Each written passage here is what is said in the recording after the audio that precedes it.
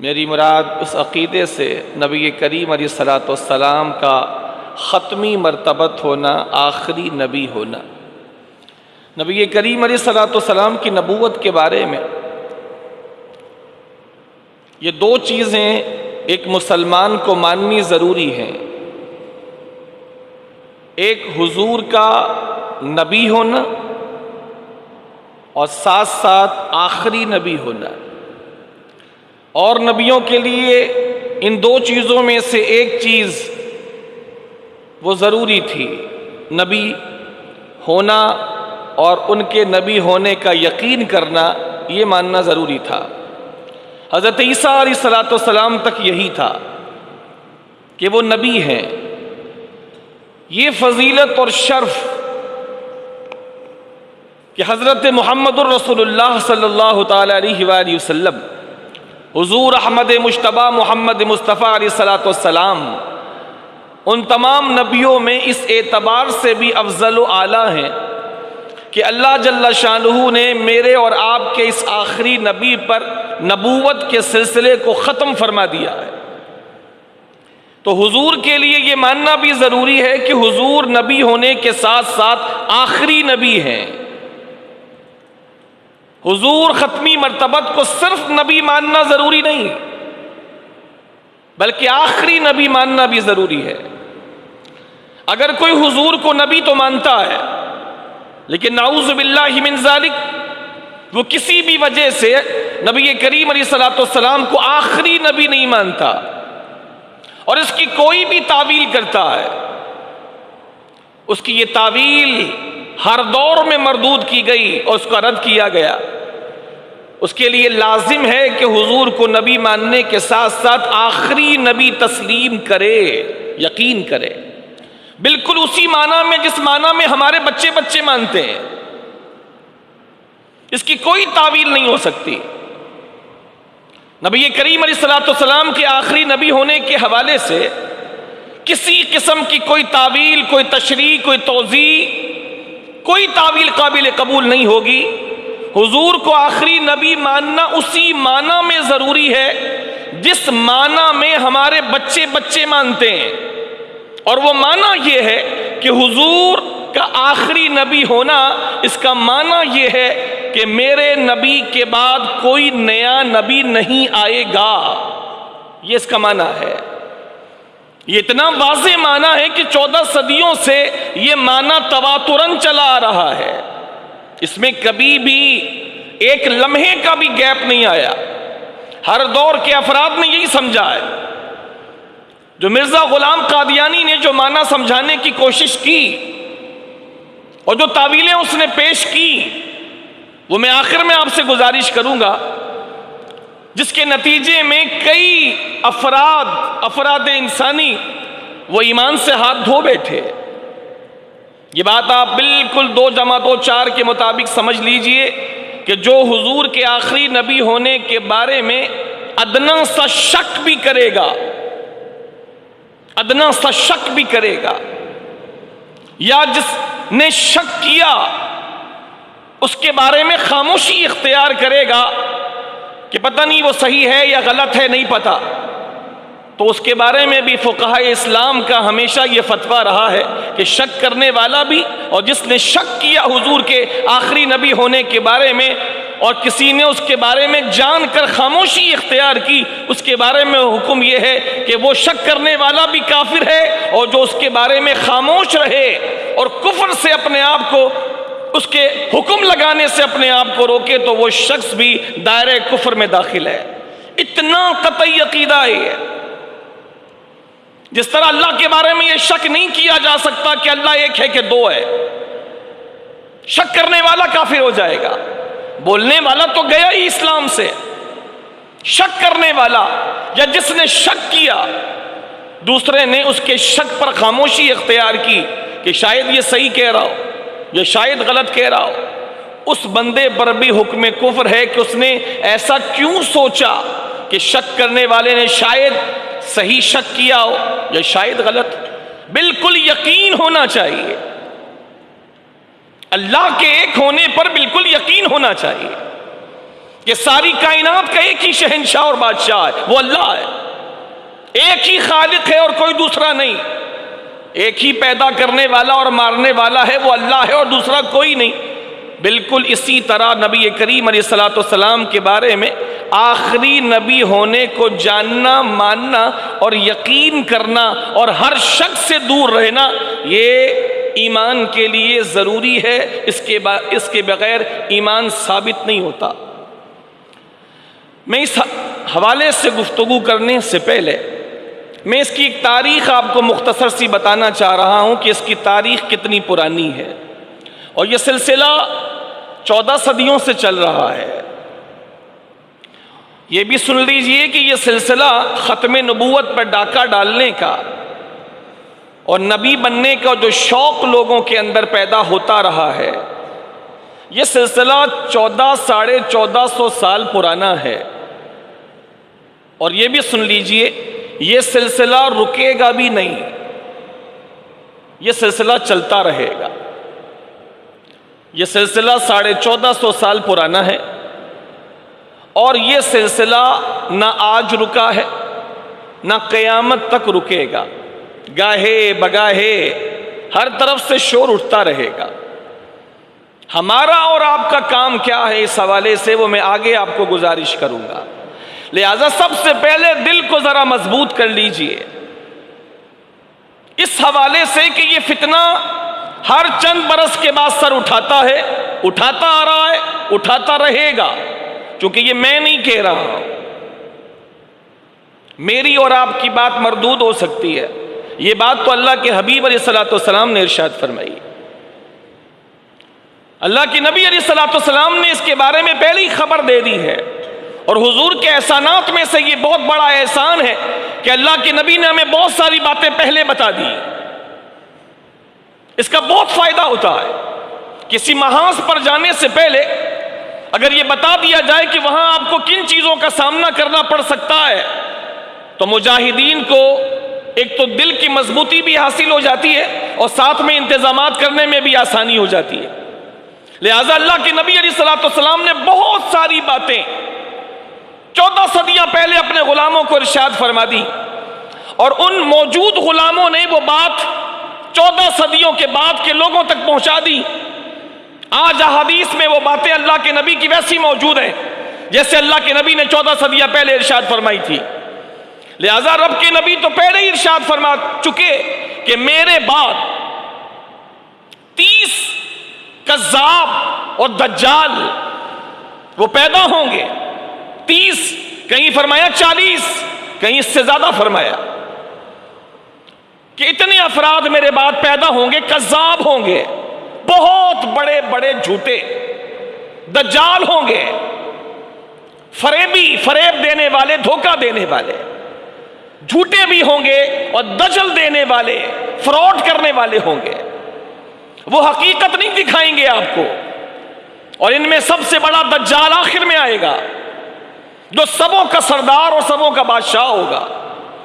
لیکن اس آخری کے آنے سے پہلے کئی دجال و کذاب آتے رہیں گے، اور نبی نے فرمایا ان میں سے ہر ایک یہ خیال کرے گا کہ وہ اللہ کا نبی ہے،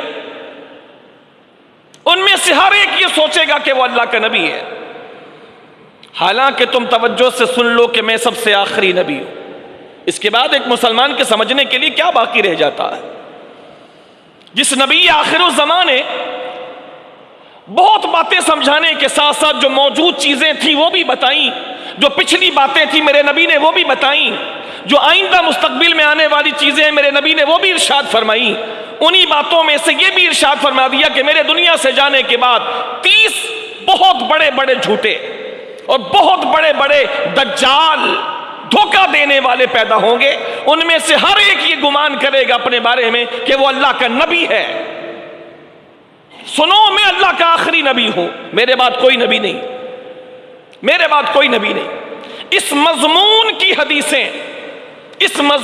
حدیثیں کتب حدیث میں تقریباً 200 سے اوپر ہیں، تقریباً 200 سے اوپر مقامات پر اس مضمون کی حدیثیں کہ میرے بعد کوئی نبی نہیں۔ آخر کوئی تو بات ہے کہ اللہ کے نبی نے 200 حدیثوں کے ذریعے سے اپنی امت کو متنبع فرمایا، کوئی تو وجہ ہوگی۔ قرآن پاک میں علم کے لیے اللہ تعالیٰ نے 20 مقامات پر اس مادے کو استعمال فرمایا، عین لام میم،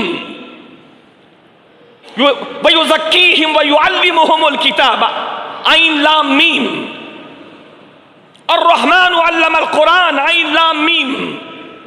اس مادے کو اللہ کریم نے کئی مقامات پر قرآن میں استعمال ذکر فرمایا، جس کے حوالے سے مفسرین فرماتے ہیں اس مادے کا بار بار استعمال کرنا اور کئی مقام پر ذکر فرمانا علم کی اہمیت کے بیان کے لیے ہے، جس سے علم کی اہمیت کا پتہ چلتا ہے۔ لہذا کسی چیز کا بالتکرار ذکر کرنا، بار بار ذکر کرنا، اس چیز کی اہمیت اور عظمت شان کو بیان کرتا ہے۔ اسی طرح اللہ کے نبی علیہ السلام نے تقریباً 200 حدیثوں میں اسی ایک مضمون کو، انا خاتم النبیین لا نبی بعدی، انا خاتم النبیین لا نبی بعدی، انا العاقب الذی لیس بعدہ نبی، میں عاقب ہوں۔ عاقب، اور عاقب وہ ہوتا ہے جس کے بعد کوئی نبی نہیں ہوتا۔ اس مضمون کی 200 حدیثوں میں اپنے ختم نبوت کو بیان کرنا اس مضمون کی اہمیت اور عظمت شان کو واضح کرتا ہے کہ ضرور بہت بڑی بات ہے۔ جبھی تو اللہ کے نبی علیہ السلام نے بالتکرار بار بار اپنے صحابہ کو اور صحابہ کے ذریعے آنے والی قیامت تک کی امت کو یہ پیغام دے دیا کہ خبردار، خبردار، میرے بعد کسی بھی قسم کے کسی نبی کو تسلیم نہیں کرنا ہے، میں سب سے آخری نبی ہوں، میں سب سے آخری نبی ہوں۔ اس کو تو اللہ کے نبی علیہ السلام نے بالکل کھول کر بیان کر دیا، یعنی مثالیں بھی ایسی دی ہیں کہ جو کم عقل اور کم فہم لوگوں کو بھی سمجھ آ جائے، بچوں کو بھی سمجھ میں آ جائے۔ ایک مقام پہ اللہ کے نبی علیہ السلام نے ارشاد فرمایا، میری مثال اور دوسرے نبیوں کی مثال ایسی ہے جیسے کسی شخص نے کوئی محل تعمیر کیا ہو اور بہت خوبصورت محل بنایا ہو، ہر طرف سے وہ محل مکمل ہے، صرف اس محل میں ایک اینٹ لگانے کی جگہ باقی ہے۔ ایک اینٹ لگے گی، وہ محل ہر لحاظ سے مکمل ہو جائے گا۔ لہذا سمجھ لو کہ جس طرح وہ محل ہر طرح سے مکمل ہے، صرف ایک اینٹ کی جگہ چھوڑی گئی ہے، ایک اینٹ کی، اور وہ اینٹ لگے گی، محل میں کوئی کمی اب باقی نہیں رہ جائے گی، محل ہر لحاظ سے مکمل ہو جائے گا۔ فرمایا ایسے ہی میری اور تمام نبیوں کی مثال ہے کہ تمام انبیاء آ چکے، نبوت کا محل مکمل ہو چکا، ایک اینٹ کی جگہ باقی تھی، وہ آخری اینٹ میں محمد مصطفیٰ علیہ السلام۔ میں سمجھتا ہوں کہ اتنی واضح مثال جو بچے کو بھی سمجھ میں آئے، اگر پھر بھی کسی کو نہ سمجھ میں آئے تو وہ پاگل سے کسی کم درجے کا شخص نہیں ہو سکتا۔ That man must be the mad، ضرور وہ آدمی پاگل ہوگا۔ کوئی بھام، کوئی اشکال، کوئی خفا، کوئی پوشیدگی اللہ کے نبی نے نہیں چھوڑی۔ اتنی واضح مثالوں کے ساتھ رب کے نبی علیہ السلام نے واضح فرما دیا۔ فرمایا میں عاقب ہوں، اور جانتے ہو عاقب کس کو کہتے ہیں؟ عاقب کا مطلب ہوتا آخری، ویسے بھی لغوی معنی اس کا ہوتا پیچھے آنے والا، عقب یعقب پیچھے آنے والا، عاقب پیچھے آنے والا۔ پھر نبی نے اس کا معنی خود ہی واضح کر دیا، فرمایا عاقب کا معنی یہ ہے میں عاقب ہوں، اور عاقب کا معنی میری نسبت سے یہ بنے گا کہ میں وہ ہوں، میں وہ عاقب ہوں کہ جس کے پیچھے کوئی نبی آنے والا نہیں ہے، کوئی نبی آنے والا نہیں ہے۔ رب جل شانہ نے قرآن مجید فرقان حمید میں اس عقیدہ ختم نبوت کو بالکل واضح فرمایا، ما کان محمد ابا احد من رجالکم، محمد صلی اللہ تعالی علیہ وآلہ وسلم تم مردوں میں سے جو بلوغت کی عمر سے اوپر پہنچ چکے، جن کی شادیاں ہو چکی، نبی کریم علیہ السلام تم مردوں میں سے کسی کے باپ نہیں ہے۔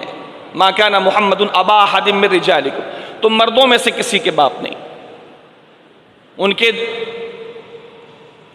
بیٹے تھے 2، وہ انتقال کر چکے ہیں، اور زید یہ محمد عربی علیہ السلام کے سگے بیٹے نہیں ہیں، تو محمد علیہ السلام تم مردوں میں سے کسی کے باپ نہیں ہے، ولیکن رسول اللہ۔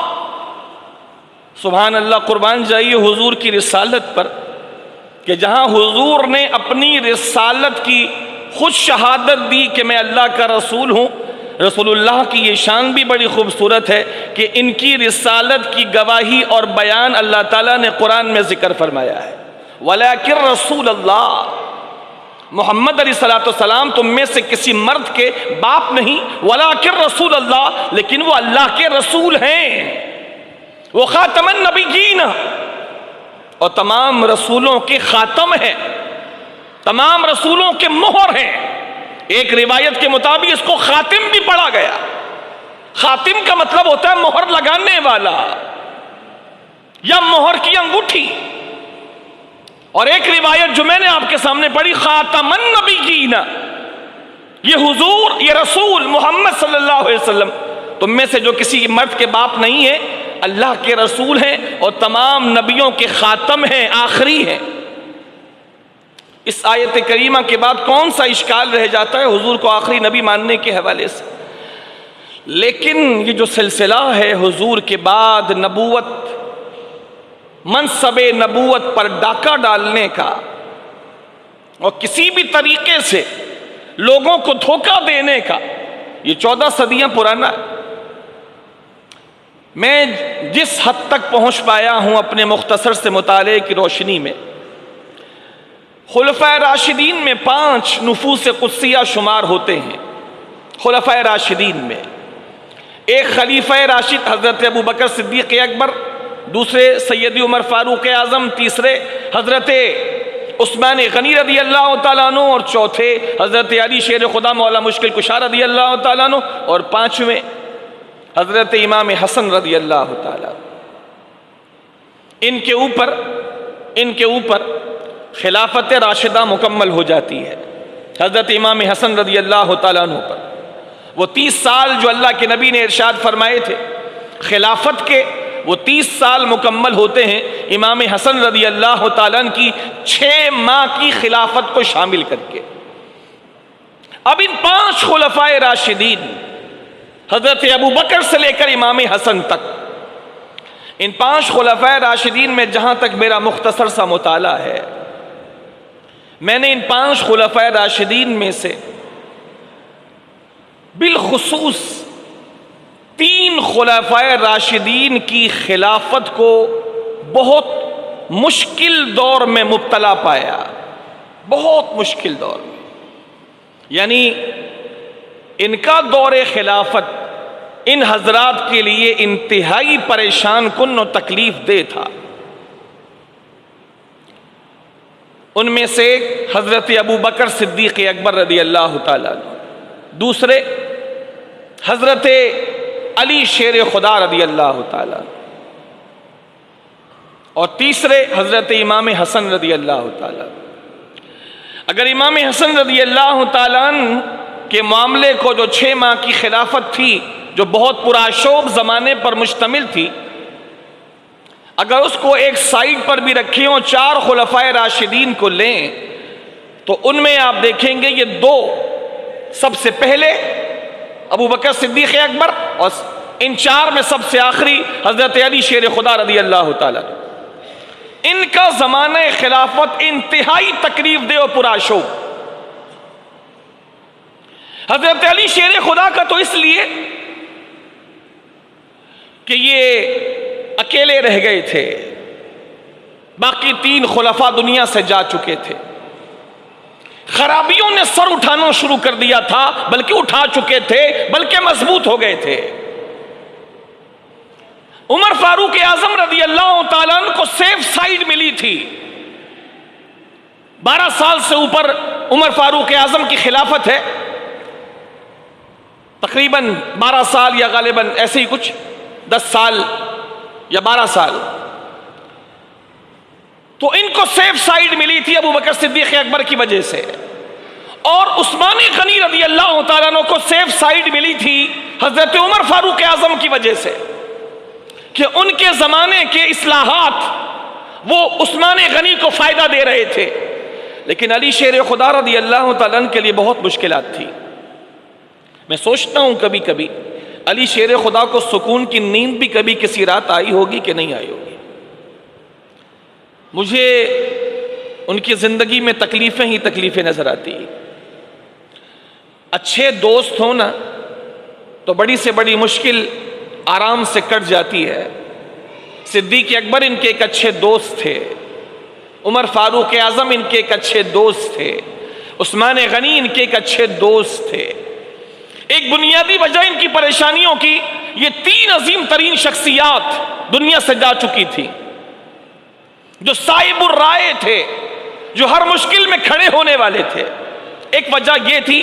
دوسری وجہ یہ تھی عثمان غنی رضی اللہ تعالیٰ عنہ کے زمانے میں بالخصوص آخری وقت میں جو مسائل کھڑے ہوئے نا وہ ختم نہیں ہوئے، کبھی ختم نہیں ہوئے، وہ چلتے رہے۔ انہی مسائل کی وجہ سے عثمان غنی رضی اللہ تعالیٰ عنہ شہید کر دیے گئے۔ اب جو علی شیر خدا رضی اللہ تعالیٰ عنہ کے پاس خلافت آئی وہ انتہائی مشکلوں سے پر تھی۔ علی شیر خدا رضی اللہ تعالیٰ عنہ کے الفاظ بھی ایسے ملتے ہیں، جب دو جنگیں ہوئی، جنگ جمل اور جنگ صفین، تو علی شیر خدا کے یہ الفاظ بھی ملتے ہیں کہ کاش اس دن سے پہلے علی مر گیا ہوتا۔ یہ آسان جملہ نہیں ہے، یہ جملہ ان کی تکالیف کی عکاسی کر رہا ہے۔ کاش اس دن سے پہلے علی مر چکا ہوتا، نہ ہوتا، ختم ہو چکا ہوتا۔ چند سالوں کی خلافت علی شیر خدا نے کیسے گزاری یہ لفظوں میں بیان نہیں کیا جا سکتا۔ کتنی آزمائشیں تھی، یہ الفاظ تک حضرت علی شیر خدا کے ملتے ہیں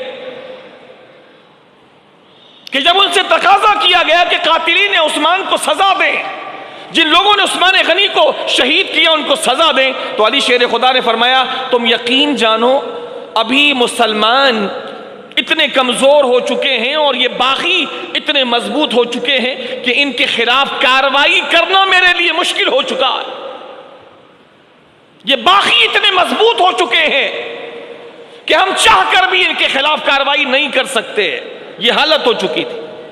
آپ اندازہ کریں کہ کتنی مشکل سے علی شیر خدا نے خلافت کے وہ باقی دن گزارے ہوں گے اور بالآخر شہید کر دیے گئے۔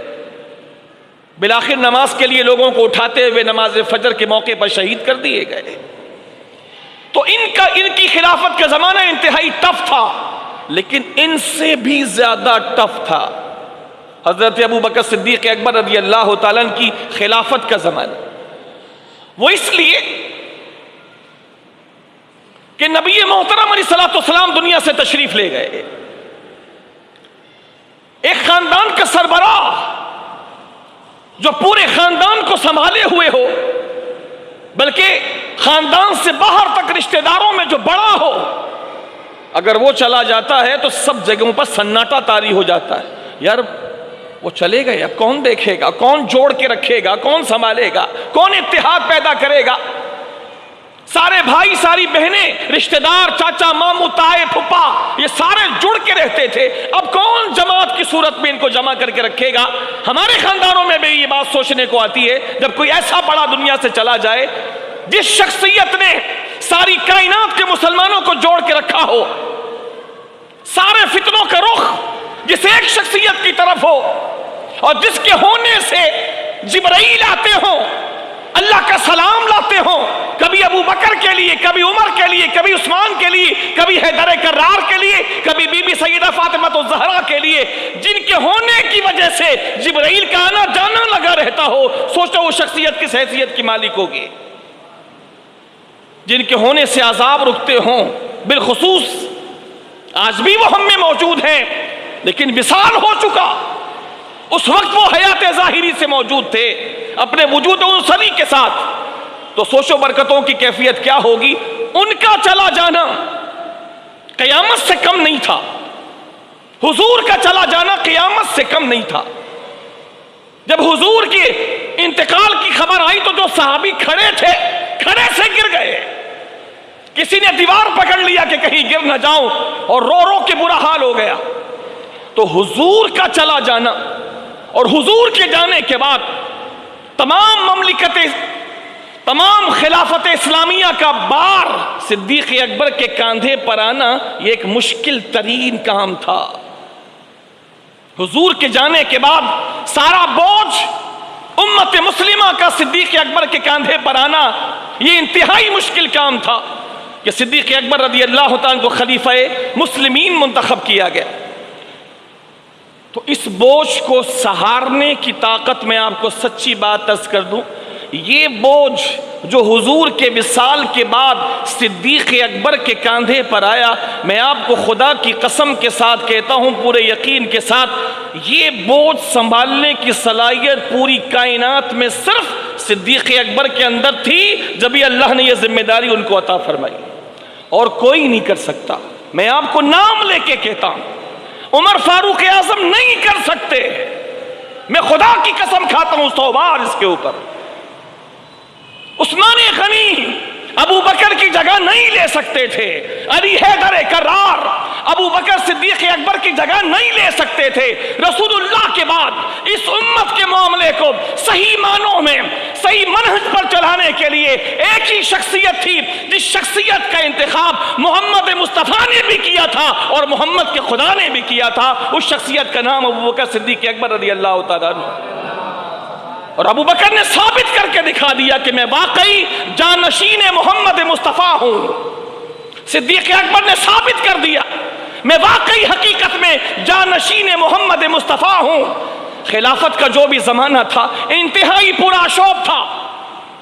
ایک حضور چلے گئے, یہ غم کوئی کم تھا. حضور چلے گئے, 63 سال کی عمر مبارک میں حضور چلے گئے. 63 سال کی عمر مبارک, 23 سال نبی پاک علیہ الصلوۃ والسلام نے مدینے میں گزارے, اور حضور 63 سال کی عمر مبارک میں داغ مفارقت دے گئے. ہر طرف ایک غم کی کیفیت ہے, ایک قیامت بپا ہے. اس موقع پر صدیق اکبر کا خلیفہ بننا, مسلمانوں میں سراسیمگی کی کیفیت کا پھیلنا, حضور کے نہ ہونے پر ہر ایک کے دل میں ایک کیفیت کا پیدا ہونا, حضور چلے گئے اب کیا ہوگا, حضور چلے گئے اب کیا ہوگا. عمر فاروق اعظم رضی اللہ تعالیٰ عنہ غم کے غلبے سے تلوار نکال کے اعلان کر رہے, خبردار اگر میں نے کسی کو سن لیا کہ اس نے بولا کہ محمد انتقال کر گئے تو میں تلوار سے اس کی گردن اڑا دوں گا. کوئی نہ بولے کہ حضور دنیا سے چلے گئے, ہمیں چھوڑ کر انتقال کر گئے. یہ غم کی کیفیت تھی, یہ غم کی کیفیت تھی. صدیق اکبر رضی اللہ تعالیٰ نے پوری امت کو سنبھالا. تو میں جس نتیجے پر پہنچا ہوں, پوری خلافت راشدہ میں سب سے مشکل زمانہ ہے صدیق اکبر کی خلافت کا زمانہ. اور اس دور میں جہاں مختلف مسائل کھڑے ہوئے, مسلمان تھے, انہوں نے کہا ہم نماز پڑھیں گے, قرآن پڑھیں گے, سب کچھ کریں گے, لیکن زکوٰۃ نہیں دیں گے. ایک نیا فتنہ کھڑا ہو گیا حضور کے جانے کے بعد. آپ اس کو اپنے خاندان پہ قیاس کر لیں, جب گھر کا بڑا چلا جاتا ہے تو کوئی اپنا رنگ دکھاتا ہے, کوئی اپنا رنگ دکھاتا. حضور چلے گئے تو ایک نیا فتنہ کھڑا ہو گیا کہ ہم زکوٰۃ نہیں دیں گے. تو صدیق اکبر نے اس موقع پر انتہائی راست فیصلہ فرمایا, ارشاد فرمایا خدا کی قسم جو میرے رسول کے زمانے میں اپنے اونٹ کے گلے کی رسی بھی زکوٰۃ میں دیتا تھا اور اونٹ کے گلے کی رسی بھی زکوٰۃ میں دینے سے روکے گا, میں اس کے خلاف جہاد کروں گا, میں اس کے خلاف جہاد کروں گا. عمر فاروق اعظم نے آ کے حضرت ابو بکر سے کہا تھا یا خلیفۃ المسلمین, اے مسلمانوں کے خلیفہ تھوڑی نرمی اختیار فرمائیے, تھوڑی نرمی اختیار فرمائیے. وہ نماز بھی پڑھ رہے ہیں, وہ ذکر بھی کر رہے ہیں, وہ قرآن بھی پڑھ رہے ہیں, وہ سب کچھ اسلام کے مطابق کر رہے ہیں, وہ زکوٰۃ سے منع کر رہے ہیں, تھوڑی نرمی فرمائیں. صدیق اکبر جانتے تھے اگر آج نرمی کی تو کل یہ نرمی نقصان دے گی. حالانکہ خدا کی قسم 100 بار ہے مجھے میرے رسول نے فرمایا میری امت میں میری امت کے لیے سب سے زیادہ نرم دل رکھنے والا صدیق اکبر ہے۔ مجھے میرے رب کی 100 بار قسم ہے، میرے رسول کا یہ ارشاد ہے، میری امت میں میری امت کے لیے سب سے زیادہ نرم دل رکھنے والا میرا ابو بکر ہے۔ لیکن اس موقع پر ابو بکر نے عمر فاروق اعظم کی فرمائش کے باوجود سختی فرمائی، فرمایا نہیں، جو ایک رسی بھی روکے گا زکوٰۃ میں دینے سے میں اس کے خلاف جہاد کروں گا۔ وہ میرے مقابلے میں آئے، میں اس کے مقابلے میں آؤں۔ وہ نماز پڑھتا ہے اپنی جگہ، وہ قرآن پڑھتا ہے اپنی جگہ، وہ سب کچھ کرتا ہے اپنی جگہ، لیکن جو زکوٰۃ اور نماز میں فرق کرے گا، جو زکوٰۃ اور نماز میں فرق کرے گا، ابو بکر کی تلوار اس کا تعاقب کرے گی۔ ایک مسئلہ یہ کھڑا ہوا تھا۔ دوسرا مسئلہ، اللہ کے نبی علیہ الصلوۃ والسلام نے آخری موقع پر حضور نے اپنے وصال سے کچھ دن پہلے ایک لشکر روانہ کیا تھا، حضرت اسامہ کا لشکر۔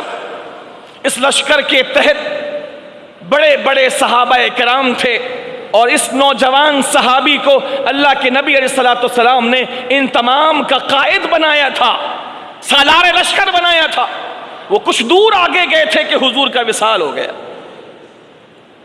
کچھ لوگوں نے مشورہ دیا، اب یہ ایک مشکل مرحلہ ہے کہ صحابہ کرام کا قافلہ اللہ کے رسول نے روانہ کیا ہے، وہ لشکر روانہ ہو چکا، حضور خود اس لشکر کو چھوڑنے کے لیے چند قدم چل کر آئے تھے، ابھی کچھ دور پہنچا کہ حضور وصال کر گئے۔ کچھ لوگوں نے کہا کہ آپ وہ قافلہ واپس بلا لیجئے، اس لیے کہ کافروں کو پتہ چل چکا ہے کہ ہمارے آقا دنیا سے جا چکے اور مسلمان ابھی غم کی کیفیت میں ہیں، کہیں ایسا نہ ہو کہ کافر اس موقع کو غنیمت جانتے ہوئے ہم مسلمانوں پہ حملہ کر دیں، مدینے کے ہیڈ کوارٹر پہ حملہ کر دیں اور یہاں صحابہ نہ ہوں، وہ تو جا رہے ہیں جنگ لڑنے، اور یہاں مدینہ خالی ہو جائے تو کہیں ایسا نہ ہو کہ کافر دوہری چال چل کے مدینے پہ حملہ کر دیں، لہٰذا آپ اس لشکر کو واپس بلا لیجئے۔ اگر سارے اپنے ایک پیج پر ہوں اور دشمن کی طرف سے کوئی آپشن آئے تو انسان اس کا فیصلہ کرنے میں اس کو زیادہ پریشانی نہیں ہوتی، لیکن اگر اپنے ہی لوگ محبت میں کوئی مشورہ دیں اور اپنا فیصلہ کچھ اور ہو اور سامنے والے اپنے لوگ محبت میں کوئی اور مشورہ دیں، یہاں پر فیصلہ لینا مشکل ہو جاتا ہے۔ جو مشکلات میں ابو بکر صدیق اکبر کی سمجھانا چاہ رہا ہوں اس کو آپ سمجھیں۔ اپنے لوگوں نے مشورہ دیا حضور واپس بلا لے۔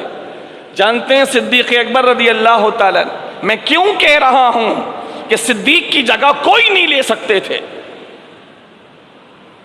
اس موقع پر کئی صحابہ نے مشورہ دیا محبت میں واپس بلا لیں تاکہ دشمن حملہ نہ کر دے، تو صدیق اکبر رضی اللہ تعالیٰ نے ارشاد فرمایا، خدا کی قسم جس لشکر کو میرے رسول نے اپنی دعاؤں کے سائے میں رخصت کیا ہے، صدیق اس لشکر کو کبھی بھی واپس نہیں بلائے گا۔ اگر مجھے یقین بھی ہو جائے کہ مدینے میں کوئی نہیں رہے گا اور دشمن حملہ کر دے، اور دشمن کا کتا بھی اگر ابو بکر کی ٹانگ مدینے میں کھینچتا پھرے، یہ یقین بھی ابو بکر کو ہو جائے، تب بھی ابو بکر اس لشکر کو واپس نہیں بلائے گا جس لشکر کو محمد مصطفیٰ نے روانہ فرمایا۔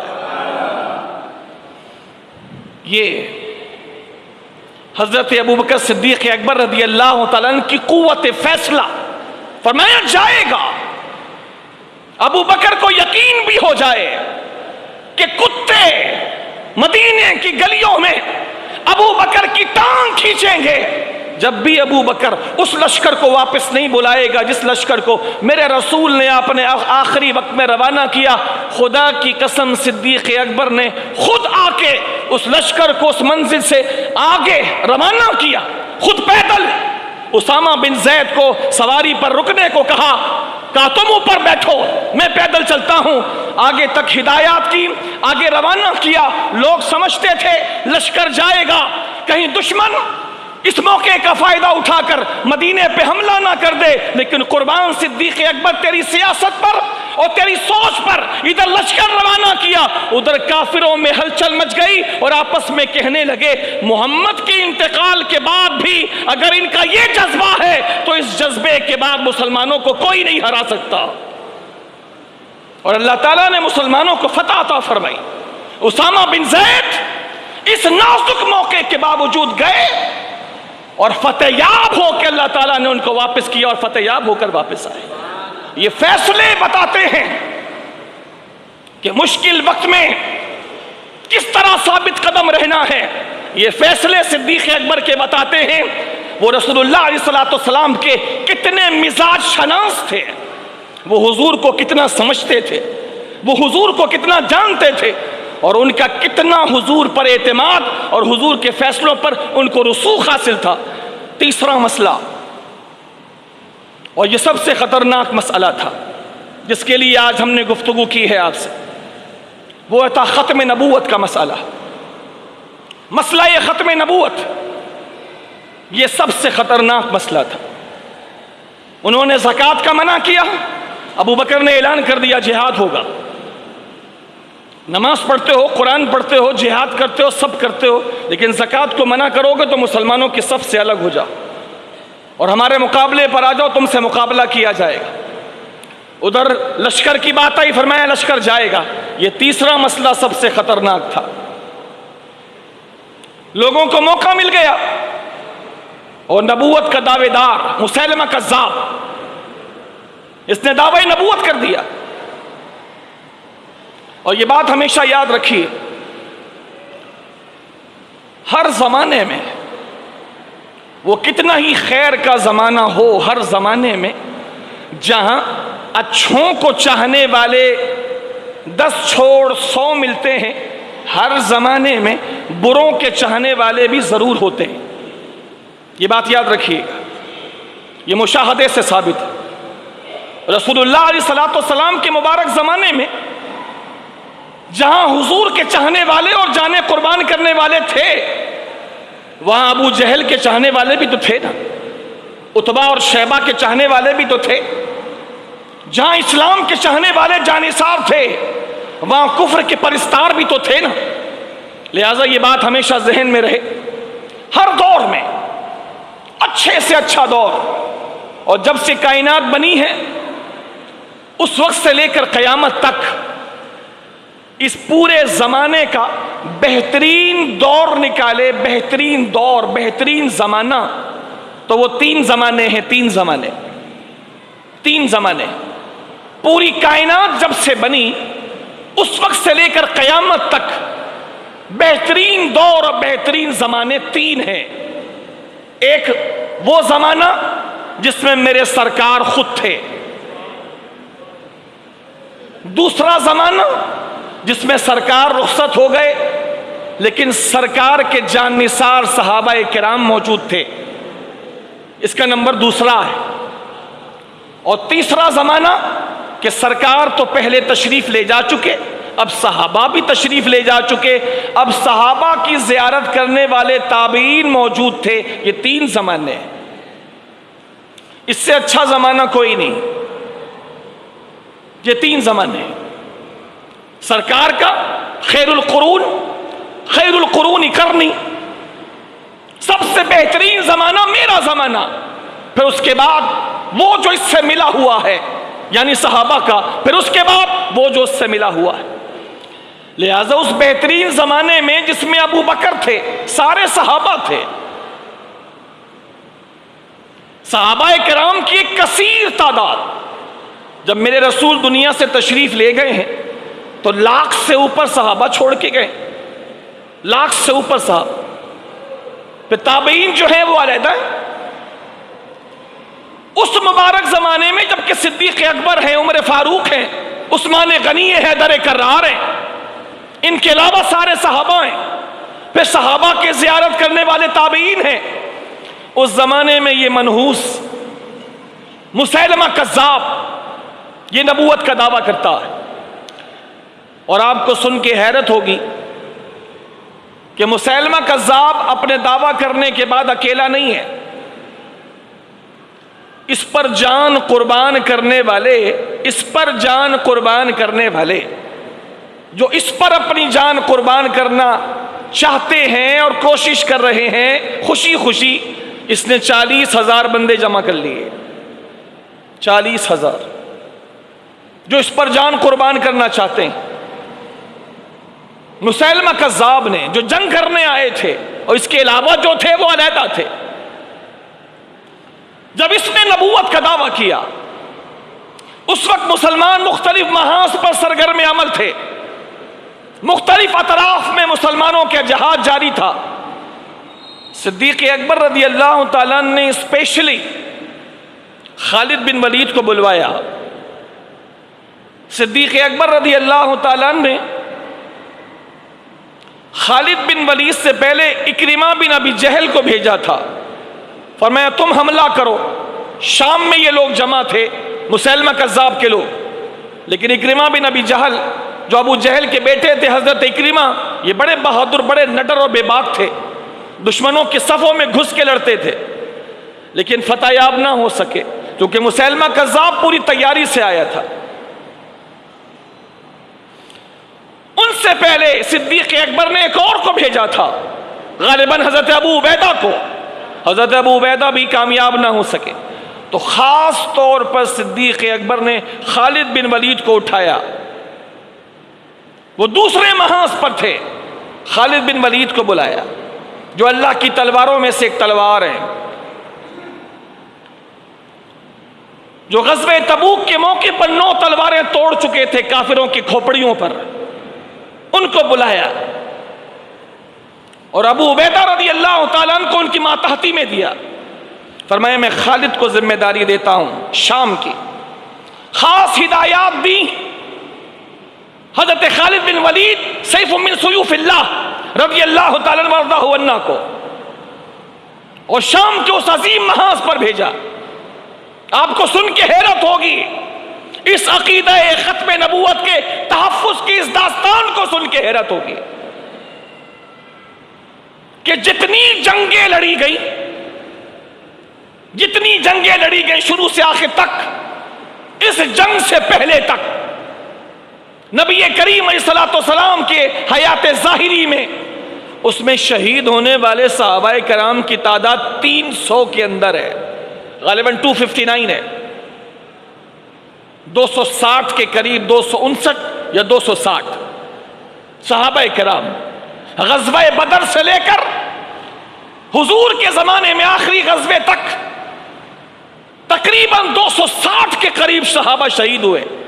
لیکن اس جنگ میں، جس میں خالد بن ولید بھی کہتے تھے کہ اتنا خونی جنگ میں نے آج تک نہیں لڑی، خون ہی خون، میدان کو پورا خون سے پاٹ دیا۔ کس عقیدے کے تحفظ کے لیے؟ ختم نبوت۔ اگر یہ عقیدہ اہم نہ ہوتا تو اتنی بڑی جنگ کی کوئی ضرورت نہیں تھی۔ پوری جنگوں میں غزوہ بدر سے لے کر غزوہ حنین تک جو رسول اللہ کے زمانے میں جنگیں لڑی گئی، تقریباً 260 صحابہ شہید ہوئے، اور صرف اس ایک جنگ میں اتنا خونی مارکا تھا اور اتنی زبردست جنگ تھی کہ 1200 صحابہ شہید ہوئے۔ ایک جنگ میں 1200 صحابہ کو شہید کرنا کتوں کا کام نہیں ہے۔ اس کا مطلب ہے بہت بڑی جنگ ہوئی،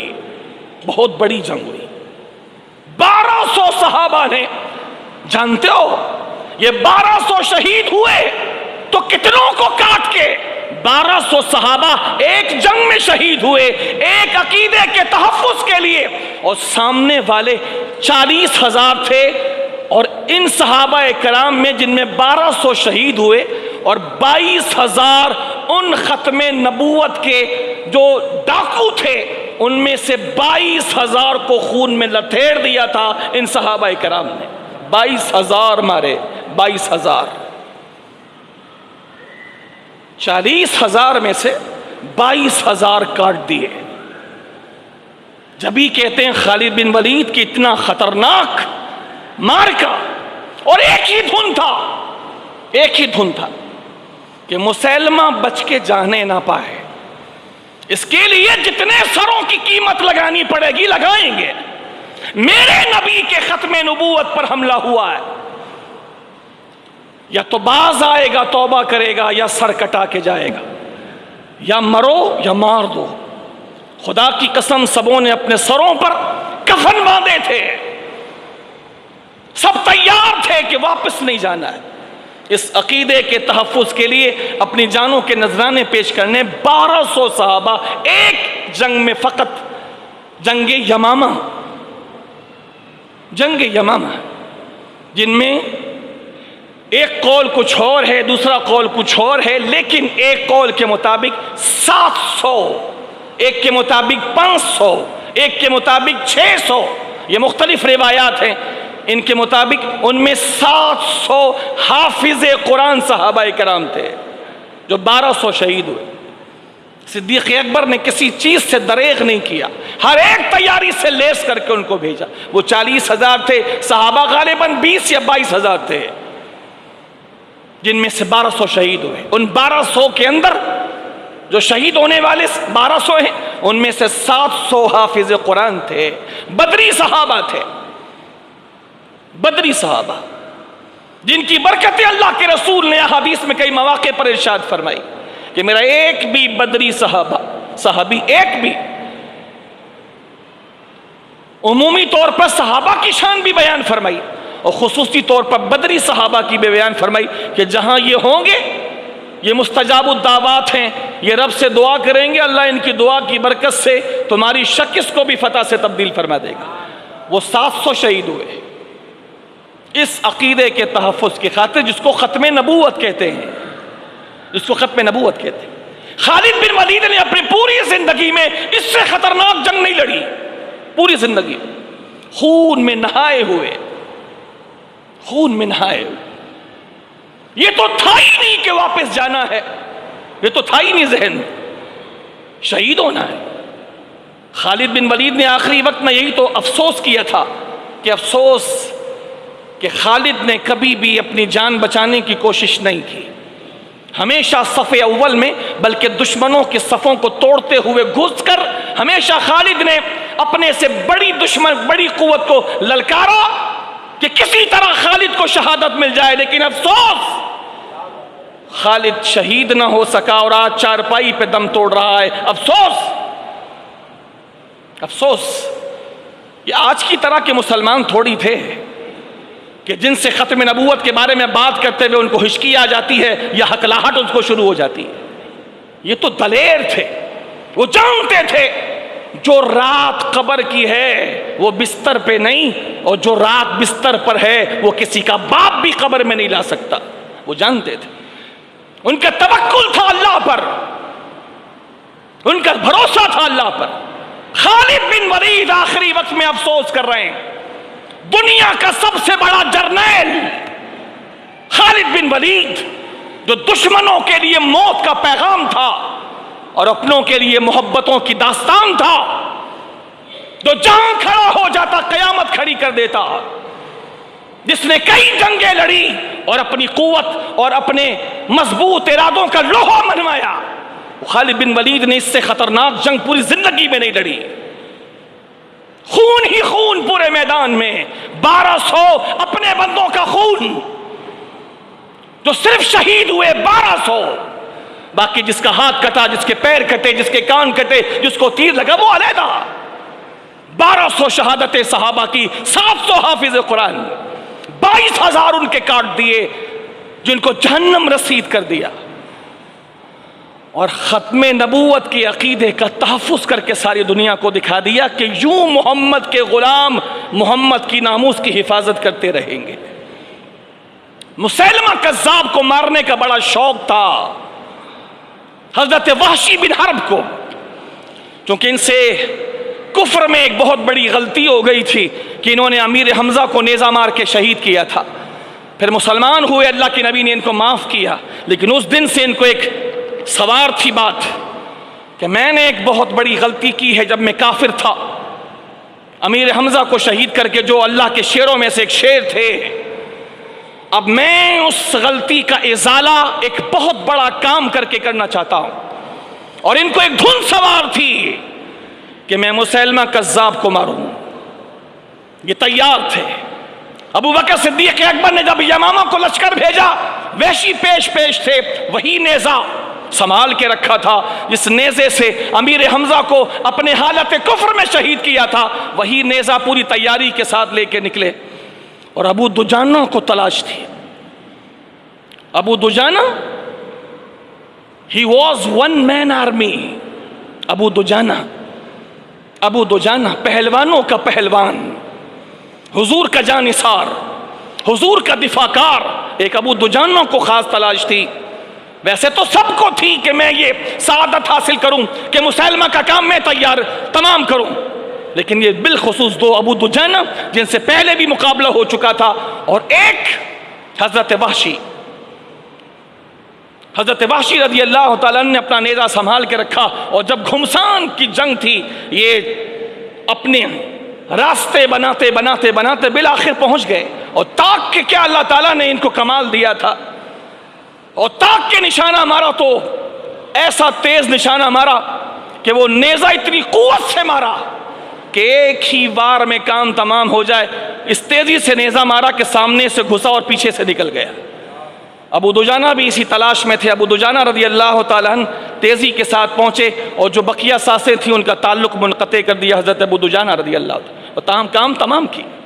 22,000 تو وہ نامرد کاٹے جو مسیلمہ کذاب کی حمایت میں آئے تھے اور رسول اللہ کے غلاموں کا سامنا کرنے کے لیے آئے تھے. 40 میں سے 22 وہ کاٹے، 18,000 کو دوڑا کے مارا جس کو جہاں پا سکے. اور مسیلمہ کذاب جو ان سب کا لیڈر تھا، جو ختم نبوت اور جو نبی ہونے کا دعوے دار تھا، جھوٹی نبوت کا دعوے دار تھا، اس کا کام بھی جنگ یمامہ میں تمام کیا. افسوس تو تھا کہ 1200 صحابہ شہید ہو گئے، لیکن خوشی اس بات کی تھی کہ ختم نبوت کے عقیدے کا تحفظ ہو گیا. یہ آسان نہیں. یہ قربانی جو وہاں سے چلی ہے جاری ہے. میں نے شروع میں ایک بات کہی، کوئی کان لپیٹ کے سونے کی کوشش نہ کرے. یہ کام تھا، ہو گیا. ختم نبوت پر پہرا ابو بکر نے دیا، ختم ہو گیا. نہیں، کام باقی. انہوں نے اپنے وقت کے دجال سے مقابلہ کیا، ان کو 100 سلام ہے. اور مقابلہ کر کے ابو بکر نے ثابت کر دیا اور سمجھا بھی دیا، بچے میرے بعد میں آنے والے، دماغ میں رکھنا یہ مسئلہ بھی وہی مسئلہ ہے جو قرآن و حدیث سے ثابت ہے. ہم نہ خدا کی ذات پہ سمجھوتا کریں گے، نہ محمد کی ذات پہ سمجھوتا کریں گے.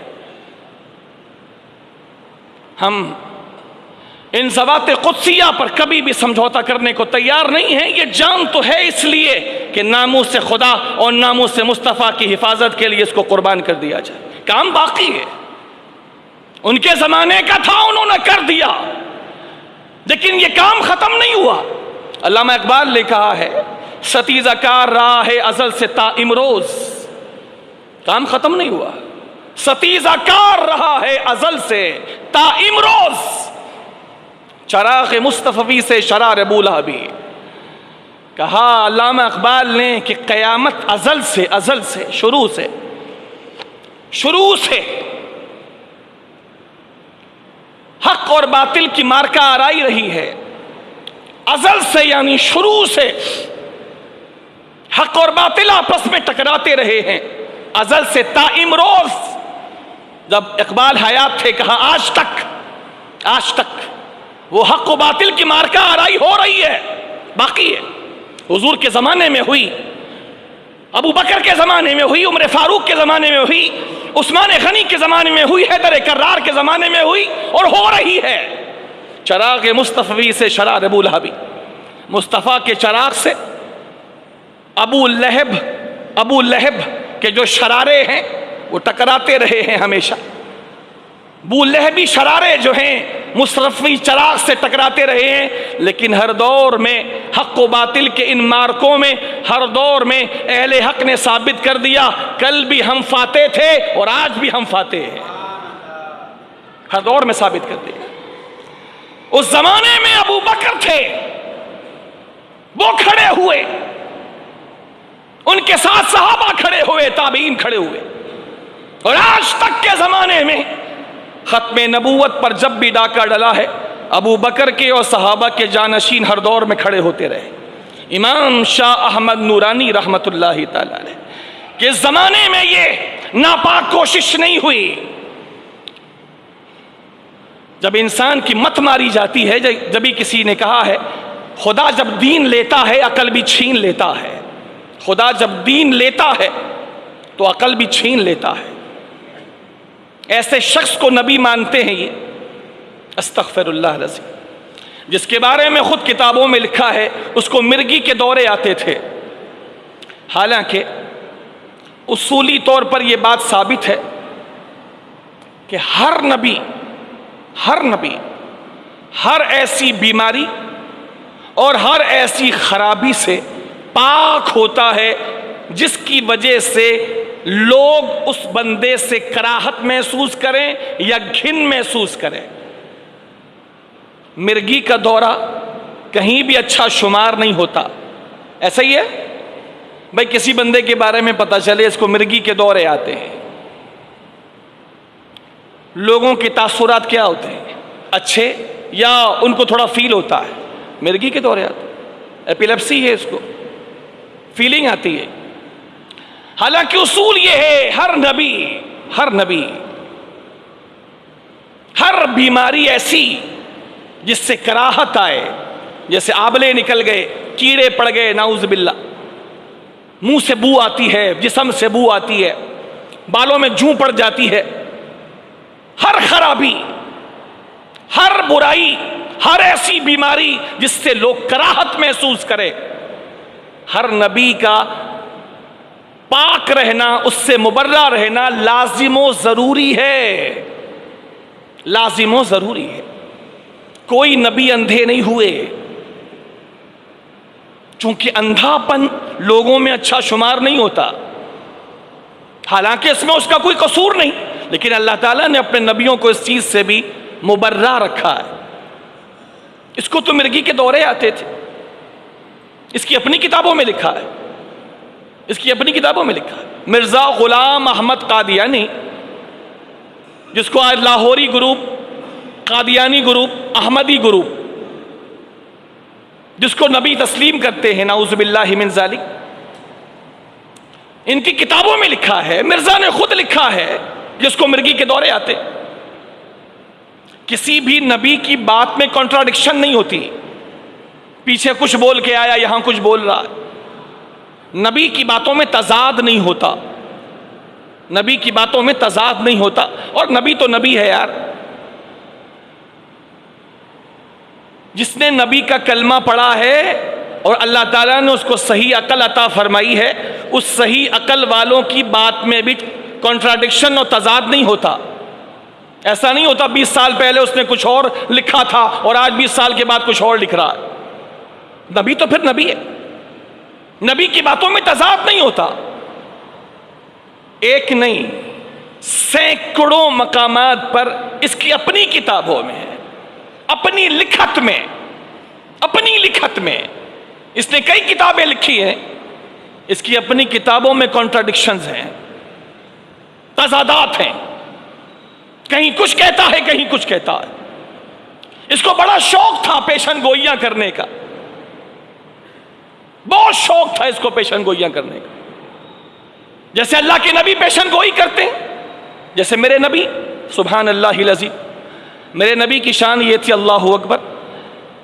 میرے نبی علیہ الصلوۃ والسلام، بچے کھیل رہے ہوتے، میرے نبی علیہ الصلوۃ والسلام گزرتے ہوئے محبت میں جس پر زیادہ دل آ جاتا، میرے نبی اس بچے کے سر پہ ہاتھ رکھ دیتے، جس بچے کے سر پہ ہاتھ رکھ دیتے، وہ میرے نبی کے جانے کے بعد وہ بچہ تمام بچوں سے علیحدہ شمار ہوتا، سب کہتے یہ بچہ سب سے الگ ہی ہے۔ کیوں؟ اس لیے کہ ایک لمحے کے لیے میرے نبی نے ہاتھ رکھا ہوتا تھا، اس کے سر سے کئی دنوں تک میرے نبی کے ہاتھ کی خوشبو آتی تھی،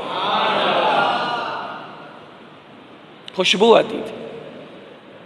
وہ گھر جاتا تھا تو گھر والے بھی کہتے تھے تیرے سر سے بڑی پیاری خوشبو آ رہی ہے، تو وہ کہتا تھا میرے نبی نے جاتے جاتے میرے سر پہ ہاتھ رکھا تھا۔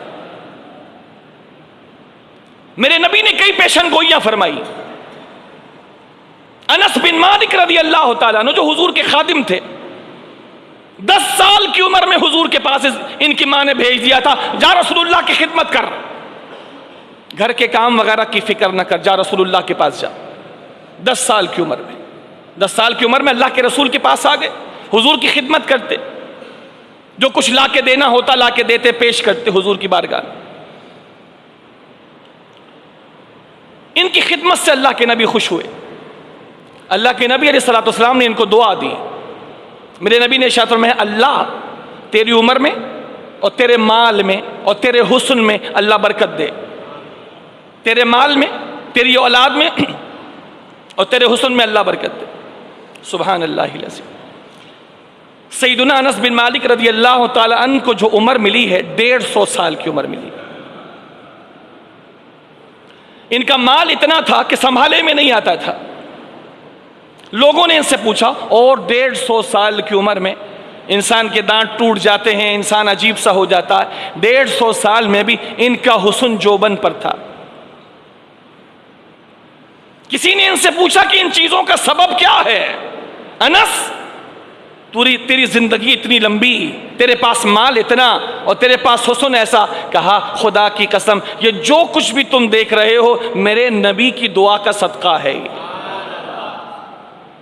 یہ میرے نبی کی شان ہے، آپ کے نبی کی شان ہے، کائنات کے نبی کی شان ہے. جو پریڈکشن کر دی وہ پریڈکشن پوری ہوتی، جو خبر دے دی خلاص، جو فرما دیا فرما دیا.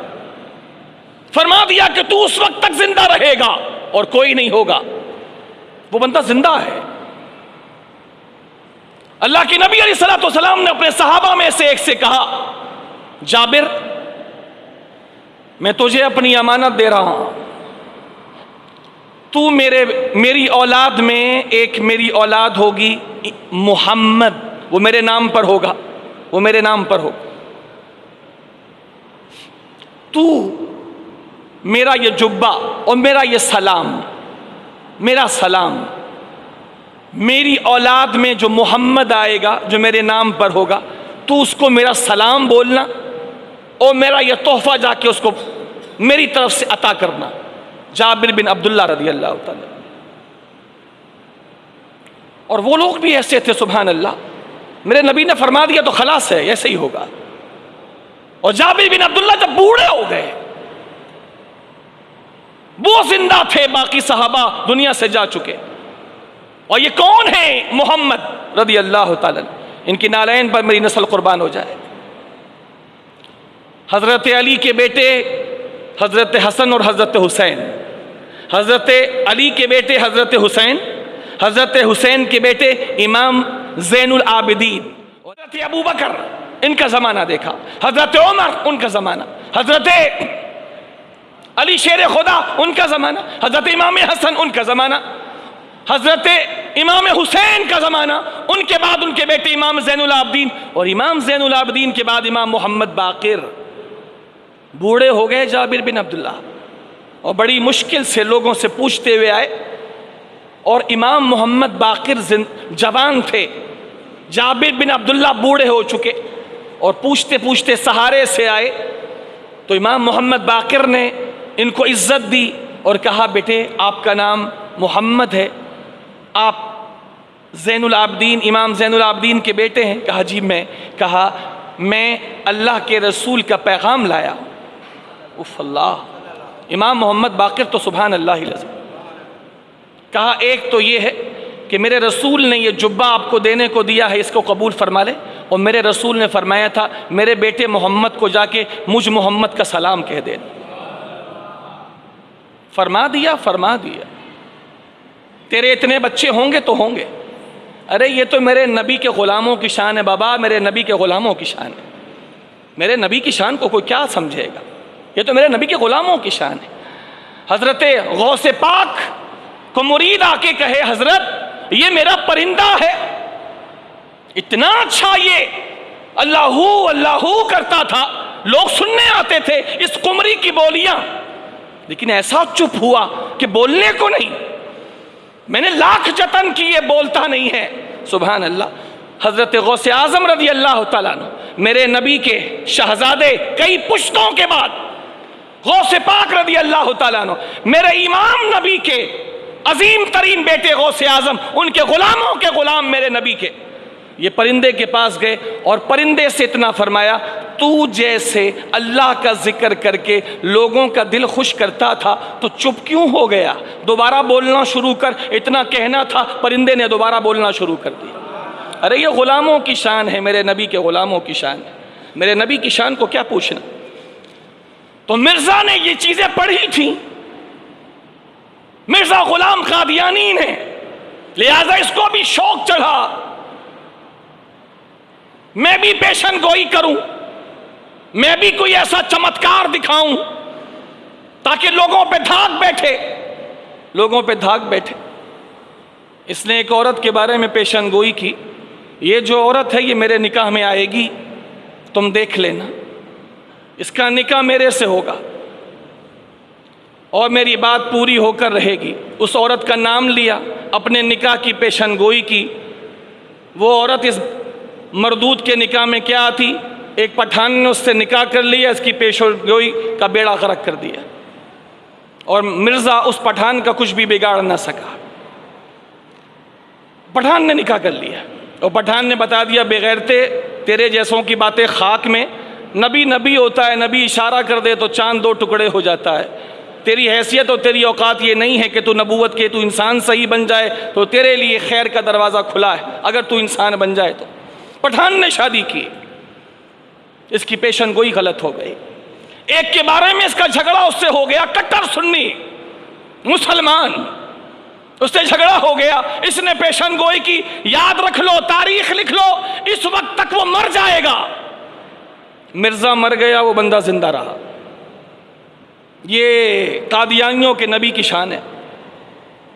مرزا مر گیا، اس نے کہا تھا میری زندگی میں میرے رہتے ہوئے فلاں تاریخ تک دیکھنا کہ وہ مر جائے گا۔ وہ بندہ مرزا کے مرنے کے بعد بھی زندہ رہا، مرزا اس سے پہلے جہنم میں پہنچ گیا۔ اس نے پڑھ رکھا تھا کہ نبی نے جس کے سر پہ ہاتھ رکھا تو اس کے بالوں میں خوشبو کئی دن تک رہتی تھی۔ اس نے بھی یہ اپنا چمتکار دکھانے کے لیے کتابوں میں لکھا ہے، کتابوں میں لکھا ہے۔ اس کے چاہنے والوں نے نہ جانے کیسے لکھ دیا، خدا نے لکھوا دیا، کتابوں میں لکھا ہے۔ اس نے بھی اپنا چمتکار دکھانے کے لیے، نبی کا تو معجزہ ہوتا ہے، ایسے بغیرت کے لیے معجزہ بولنا تو توہین ہے۔ چمتکار دکھانے کے لیے اس نے ایک بچے کے سر پہ رکھا، اچھے خاصے بال تھے، جس دن سے ہاتھ رکھا اس بچے کے بال اڑ گئے۔ اللہ نے دکھا دیا، بتا دیا کہ اس کی اوقات کیا ہے۔ جس کو مرگی کے دورے پڑتے تھے، جس کو پیشاب اتنا آتا تھا کہ اس کے چاہنے والوں نے لکھا کہ مرزا جی کو ذیابیطیس تھی، شوگر، ذیابیطیس، پیشاب زیادہ آتا تھا، لہٰذا اس کثرت سے پیشاب آتا تھا کہ کہیں بھی پیشاب آ سکتا تھا، لہٰذا احتیاطاً اپنے کوٹ کے جیب میں مٹی کے ڈھیلے رکھتے تھے کہ کہیں بھی ضرورت پڑ جائے تو ڈھیلے استعمال کر لیے جائیں۔ ایسے بیمار شخص جس کا دماغ ٹھیک نہیں، جس کو مرگی کے دورے پڑتے ہیں، جس کو شوگر کا مرض ہے، جس کی پریڈکشنز غلط ثابت ہو رہی ہیں، ایسے بندے کو بھی لوگوں نے اپنا نبی بنا رکھا ہے۔ یہ کہتے ہیں ہم وہ والا نبی تھوڑی کہتے ہیں، ہم کہتے ہیں ہمیں کوئی والا نبی نہیں چاہیے، آپ یہ والا وہ والا مت کرو، ہمیں چاہیے ہی نہیں۔ آپ صرف اس کا مسلمان ہونا ثابت کرو، نبی تو ہو ہی نہیں سکتا نا، نبی تو ہو ہی نہیں سکتا۔ انا خاتم النبیین لا نبی بعدی، میں آخری نبی ہوں، میرے بعد کوئی نبی نہیں۔ تو یہ والا نبی اور وہ والا نبی تو بولنے کی ضرورت ہی نہیں ہے، اسے مسلمان ثابت کرو اس کے عقیدے کی روشنی میں۔ بندہ مسلمان نہیں رہتا، بندہ مسلمان نہیں رہتا نبی کی نبوت میں شک کرنے کے بعد۔ لہذا اللہ کے نبی کے بعد کسی نبی کی اللہ نے ضرورت ہی نہیں چھوڑی۔ حضور سے پہلے جتنے نبی آتے رہے خاص ڈیوریشن کے لیے آتے رہے، خاص علاقے کے لیے آتے رہے، اور خدا نے میرے نبی کو ایسا بھیجا. دو چیزیں پچھلے نبیوں کے ساتھ، ہر نبی کے ساتھ تھیں، یاد رکھیے گا. دو چیزیں، ایک ان کا وقت محدود تھا، ابتدا اور انتہا، یہ دونوں چیزیں تھیں، لمیٹڈ تھی، تو ان کا ایک ڈیوریشن تھا. دوسرا ان کا ایک مخصوص علاقہ تھا. ڈیوریشن اور علاقہ. آپ شام کے علاقے کے نبی ہیں، بس یمن کی ذمہ داری آپ کی نہیں ہے. ایک ایک وقت میں دو دو نبی بھی ہوئے. حضرت ابراہیم بھی اس وقت نبی تھے، حضرت لوط بھی نبی تھے. دونوں کے ایریاز الگ الگ تھے، الگ الگ. حضرت موسیٰ بھی نبی تھے، حضرت ہارون بھی نبی تھے، حضرت شعیب بھی نبی تھے. ایریاز الگ الگ. تو دو چیزیں ہر نبی کے لیے تھی، ڈیوریشن اور ایریا. اور میرے نبی کو اللہ جل شانہ نے ایسا بھیجا، اے حبیب، نہ تیرے لیے ڈیوریشن ہے، نہ تیرے لیے کوئی علاقہ ہے. ڈیوریشن قیامت تک تیری نبوت چلے گی، اور علاقہ ساری کائنات تیرا علاقہ ہے.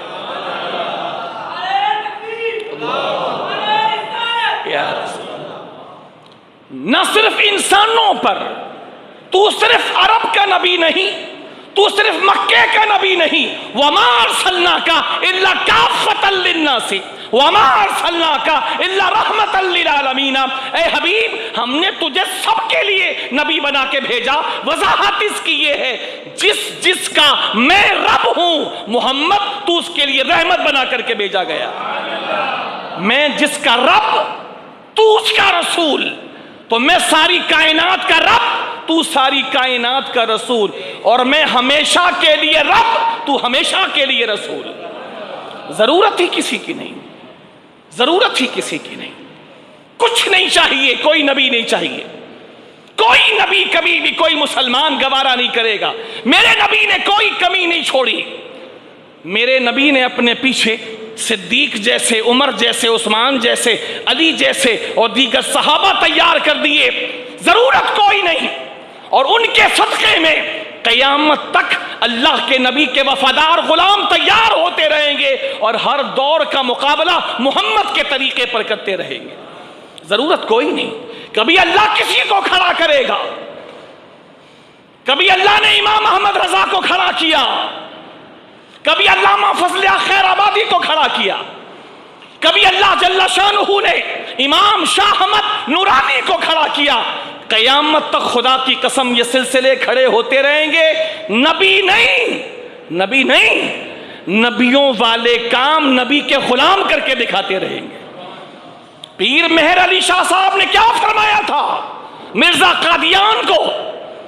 امام احمد رضا نے فرمایا، اس بغیرت کو مرزا غلام احمد نہیں بولا کرو، احمد میرے رسول کا نام ہے. ہاں، سمجھانے کے لیے علماء پورا نام بیان کرتے ہیں کہ مرزا غلام احمد قادیانی، لیکن اعلیٰ حضرت فرماتے ہیں اس کو غلام احمد نہ کہا کرو، اس کو مرزا غلام قادیانی بولا کرو. مرزا غلام قادیانی بولا کرو اس کو.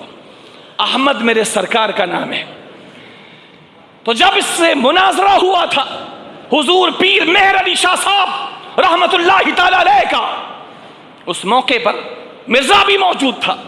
پیر مہر علی شاہ صاحب نے تو اس کی منجی ٹھوک کے رکھ دی تھی.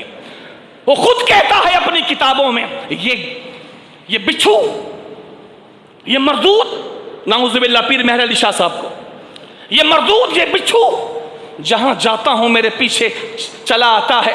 جیسے بچھو ڈنک مارتا ہے ایسے مجھے ڈنک مارنے کے لیے آتا ہے. میں جس شہر میں جاتا ہوں آ جاتا ہے، جس قریے میں جاتا ہوں آ جاتا ہے، جس علاقے میں جاتا ہوں آ جاتا ہے. پیر مہر علی شاہ صاحب. اور یہ سن کر کے پیر مہر علی شاہ صاحب کے چہرے پہ مسکراہٹ آ جاتی تھی کہ بغیرت کو تکلیف ہو رہی ہے. دشمن آپ سے ڈرے نا تو لطف آتا ہے، مزہ آتا ہے. پیر مہر علی شاہ صاحب مسکرا دیتے تھے. بالآخر سامنا ہو گیا، عوام بیٹھی ہے، بحث ہو رہی ہے، اس کے پاس جواب نہیں ہے جو صحیح جواب دے سکے. سامنے پیر مہر علی شاہ ہے، پیر مہر علی شاہ. جس کا علم بھی آسمانوں سے اوپر اور جس کی ولایت بھی آسمانوں سے اوپر، اس وقت پیر مہر علی شاہ نے فرمایا چھوڑ، یہ بحث تیرے بس کا کام نہیں، چھوڑ اس بحث کو، چل تو نبی ہونے کا دعویٰ کرتا ہے، تو بھی کاغذ قلم رکھ اور میں بھی کاغذ قلم رکھوں، تو نبی ہونے کا دعویٰ کرتا ہے کہ تو نبی ہے اور میں غلام نبی، نبی کا غلام، تو نبی ہونے کا دعویٰ کرتا ہے، تو قلم سے کہہ کہ تیری نبوت کا لکھ دے، کہ قلم لکھ دے کہ مرزا غلام نبی ہے، اور میں بھی قلم سے کہوں کہ قلم لکھ دے کہ مرزا غلام نبی نہیں، نبی تو آخری تھے محمد مصطفیٰ علیہ الصلوۃ والسلام۔ تو بھی کہہ، میں بھی کہتا ہوں، تو نبی اپنے آپ کو کہتا ہے اور نبی کی باتیں تو خدا مانتا ہے، میں غلام نبی ہوں، کہہ اپنے قلم سے۔ مرزا کو جرت نہیں ہوئی کہ اس طرح مباہلہ کر پاتا، اور اس طرح پیر مہر علی شاہ صاحب رحمت اللہ تعالی علیہ کو اس معاملے میں سب کے سامنے خدا نے فتح سے سرفراز فرمایا۔ بعد میں کسی نے پیر مہر علی شاہ صاحب سے پوچھا، حضور آپ نے تو بہت بڑی بات کر دی تھی، آپ نے تو بہت بڑی بات کر دی کہ قلم سے کہا جائے کہ وہ لکھے، مرزا کہے کہ اس کا قلم لکھے اور آپ قلم سے کہیں کہ قلم لکھے، یہ تو بہت بڑی بات ہو گئی۔ فرمایا خدا کی قسم میں نے یہ بات اپنی طرف سے نہیں کہی، غوث اعظم میری پشت پر تھے، فرما رہے تھے مہر علی اس کو اس بات کی دعوت دے دے کہ قلم لکھے، اس کا قلم بھی لکھے، تیرا قلم بھی لکھے، اور خدا کی قسم اگر مرزا اس کو قبول کر لیتا تو اس کا قلم تو نہ لکھ پاتا، جب مہر علی کہتا تو مہر علی کا قلم لکھ کے دکھا دیتا، آخری نبی محمد مصطفیٰ ہے اور مرزا اپنی نبوت کے دعوے میں جھوٹا ہے۔ فرمایا کہ اس وقت حضور سیدی غوث اعظم رضی اللہ تعالیٰ عنہ کی مدد مہر علی کے ساتھ ساتھ شامل حال تھی، میں نے اپنی طرف سے نہیں کہا، بڑی بارگاہ سے ارشاد ہوا کہ کہہ دے، تو مہر علی نے اپنی زبان سے کہہ دیا۔ میرے بھائی یہ عقیدہ اللہ اور اللہ کے رسول کی طرف سے ہمیں جو دیا گیا ہے یہ ہماری زندگی ہے، اور کبھی مطمئن نہیں ہونا کہ بغیرت مر گئے، ہر دور میں بغیرت ملیں گے، ہر دور میں ملیں گے، اور ہر دور میں ایسے لوگوں کو سپورٹ دی گئی ہے، سپورٹ دی گئی ہے بڑے لوگوں کی طرف سے، بڑے لوگوں کی طرف سے۔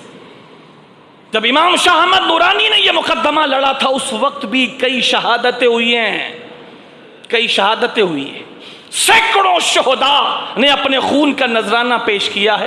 تو یہ نہ سمجھنا کہ ختم نبوت کا مسئلہ بس ختم ہو گیا، دوبارہ نہیں اٹھایا جائے گا، بار بار قیامت تک اٹھایا جائے گا۔ میرا اور تیرا کام یہ ہے، وہ جب جب نبی کے خلاف کھڑے ہوں گے ہم نبی کی حمایت میں کھڑے ہوں گے، وہ اپنی بے غیرتی سے باز نہیں آئیں گے، انشاءاللہ ہم اپنی وفاداری سے پیچھے نہیں ہٹیں گے۔ جب وہ بے غیرتی سے باز نہیں آ سکتے ہم انشاءاللہ محمد کی وفاداری سے پیچھے نہیں آ سکتے۔ اللہ ہماری قربانیاں اپنی بارگاہ میں قبول فرمائے، اللہ ہمارے بڑوں کی قربانیاں اپنی بارگاہ میں قبول فرمائے۔